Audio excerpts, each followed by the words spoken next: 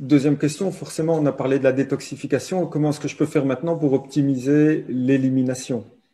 L'élimination s'optimise par la stimulation, disons, des organes d'élimination classiques. On avait parlé, par Mhm. exemple, euh, du complexe foie, vésicule biliaire, intestin, du complexe rein, vessie. Donc, ce sont les deux grands organes ou complexes d'élimination ou émonctoires qu'il faudrait stimuler. Et là, on a différents aliments, différentes plantes qui vont pouvoir stimuler. Donc, je donnerai juste à titre d'exemple, mais je pense qu'on avait déjà évoqué cette partie-là dans de précédentes vidéos, je crois. Donc, on a différents aliments, comme par exemple, je pense au radis, par exemple, Mhm. surtout le radis noir, qui est aussi très riche en soufre d'ailleurs. L'artichaut aussi, donc le radis noir, l'artichaut, le chardon-marie, aussi le pissenlit.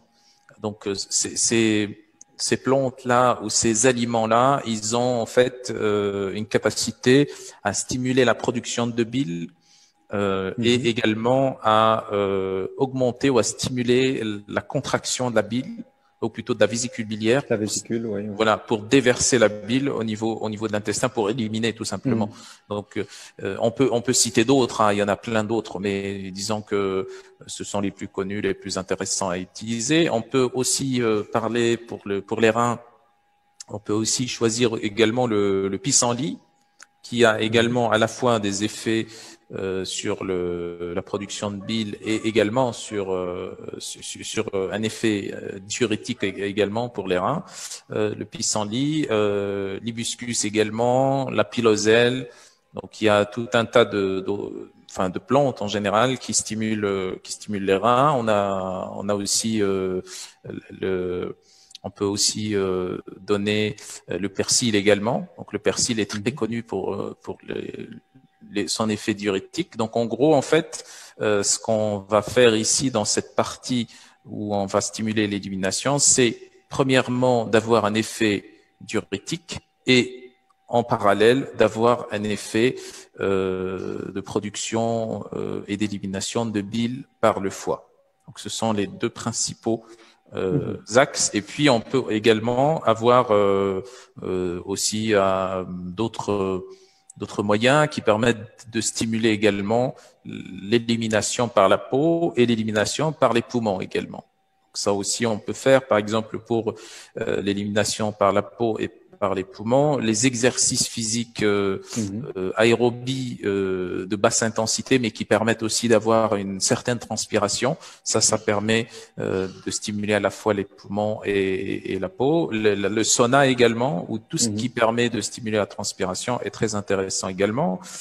Les exercices respiratoires sont extrêmement intéressants pour stimuler les poumons, l'élimination par les poumons. Donc les exercices respiratoires, quel que soit leur type, bon, je dirais même les pratiques respiratoires en général, donc Oui.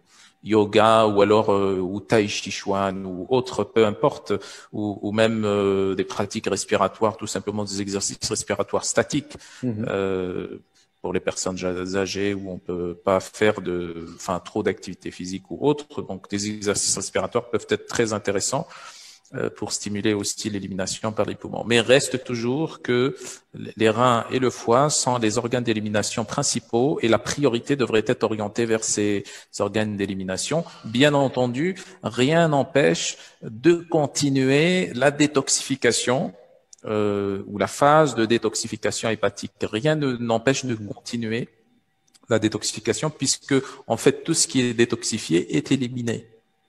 Donc, on peut commencer bien avant, donc quelques jours avant, disons 4 à 5 jours avant d'entamer le travail sur les organes d'élimination. Et on peut commencer par notamment ce qu'on avait dit sur le glutathion, le, Mhm. le, le brocoli, le soufre pour la détoxification. Et en même temps, donc continuer avec ce travail sur la détoxification et installer ensuite également en même temps, en parallèle, un travail sur un protocole sur le foie et les reins.